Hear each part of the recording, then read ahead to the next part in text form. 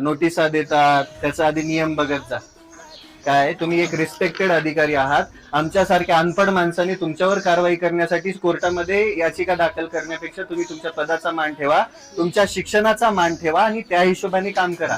तुम्ही हिटलर नाहीयेत या खुर्चीवर बसलेले. सामान्य माणसाला कामाला येण्यासाठी बसलेले ते खुर्ची आहे. शेतकरी मित्रांनो, समोरील व्हिडिओमध्ये जे सामने एक सामाजिक कार्यकर्ते ते नेहमीच सत्याची बाजू मांडत असतात. त्याचबरोबर वेगवेगळ्या राजकीय पक्षांवरती चुकीच्या निर्णयावरती टीका करण्याचं काम करत असतात.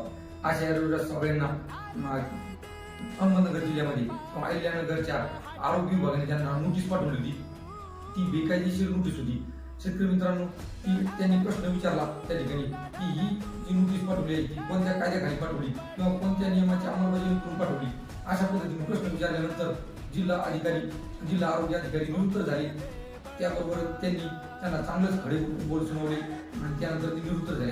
शेतकरी मित्रांनो, अशा पद्धतीने जर कुठे अन्याय होत असेल तर याच्यातून आपल्याला शिकायला मिळतं. निश्चितच निर्भीडपणे त्या अन्यायाविरुद्ध आपण आवाज उठवला पाहिजे आणि त्याचबरोबर कुठल्याही प्रकारचा अन्याय सहन करता कामा नये.